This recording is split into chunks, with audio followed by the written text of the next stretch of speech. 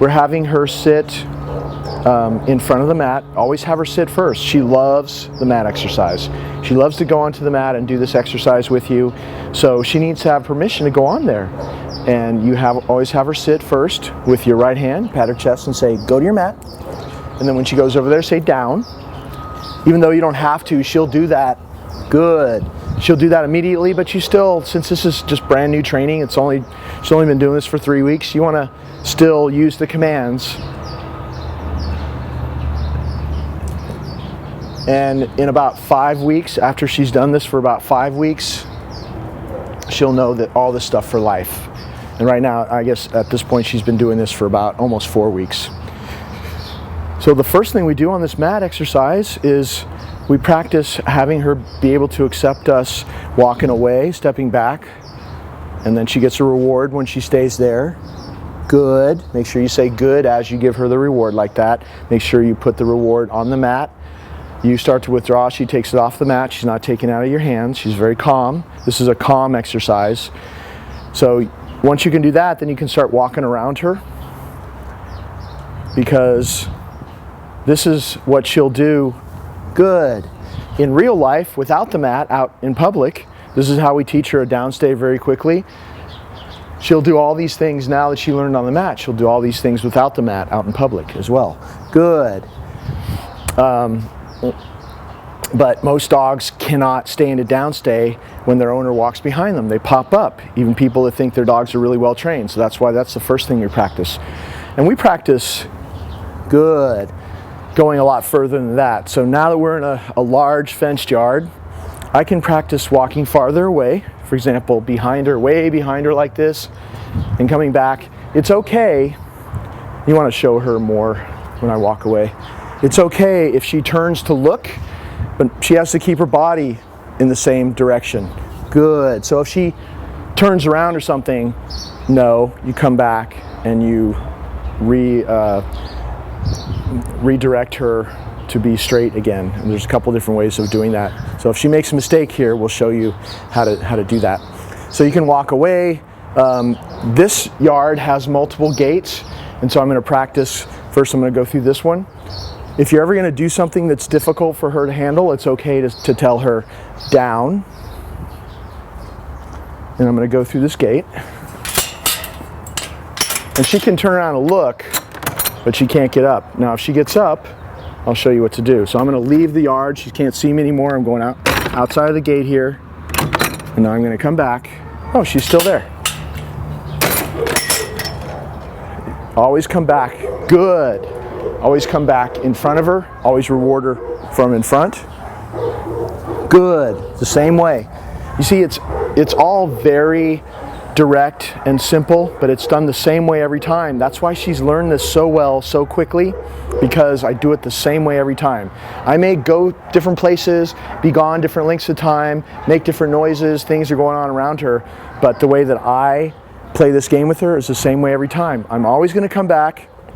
I'm always going to reward her from right here. Good. I'm always going to put the reward on the mat. Always going to insist that she wait until I withdraw to take it, not try to take it out of my hand, because if she's hyper and she's trying to take the food out of your hand, she's reactive. And this is about being calm and her not being reactive.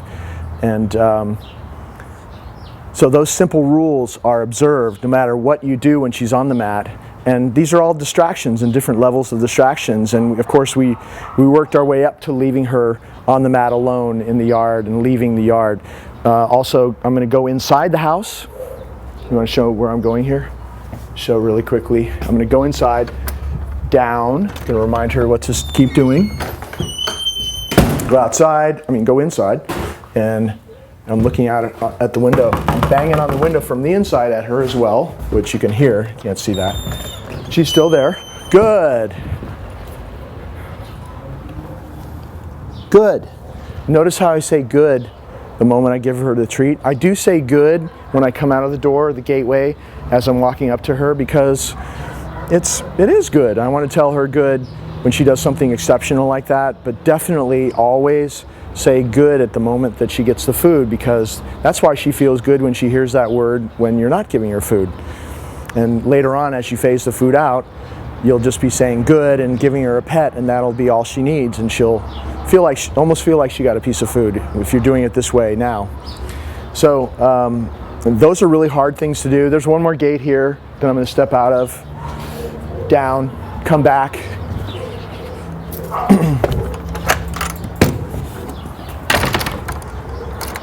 And then come back.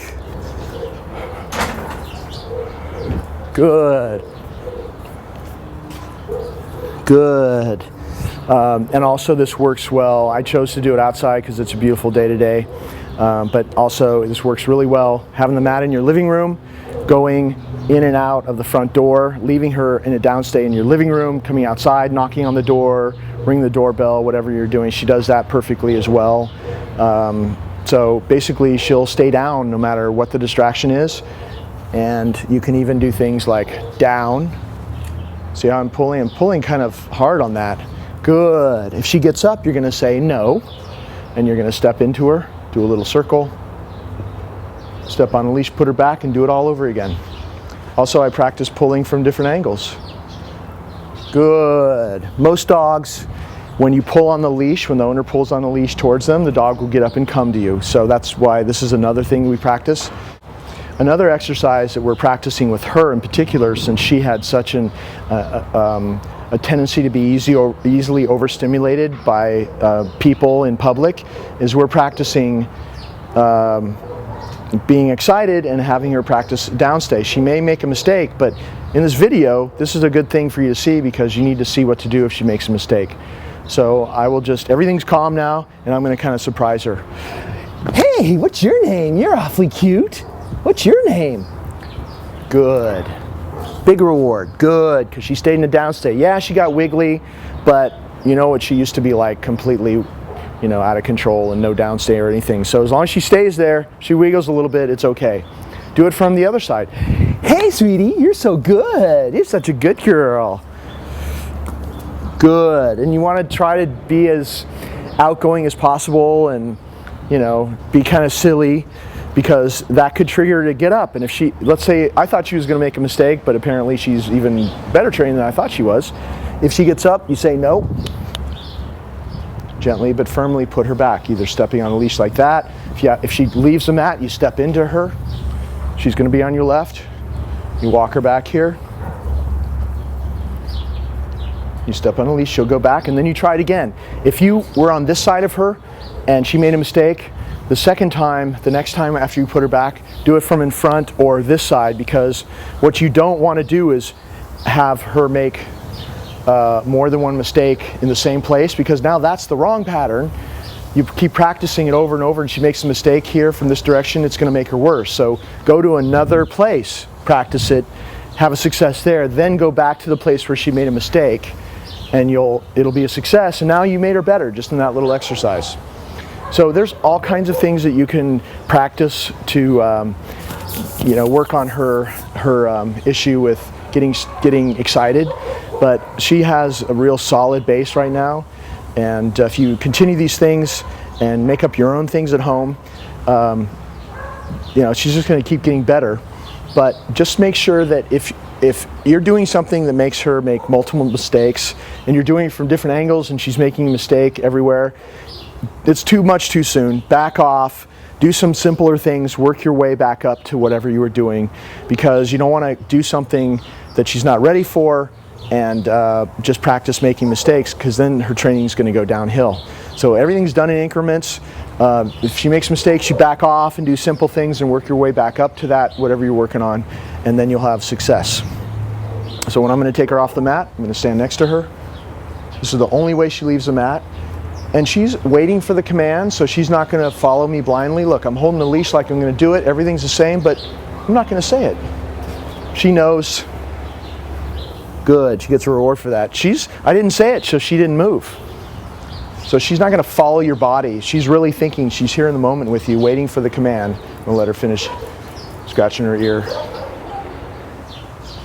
Okay, that's how she leaves the mat. And then sit, because this exercise, like all the other exercises, starts with a sit stay, a calm sit stay, and ends with a calm sit stay. Go. Now she's free. Don't let her just launch off the mat and take off. Make sure that everything ends with a calm sit stay. Hey, Sashi. Good girl, very good. Let her have some free time now. Okay, have some free time.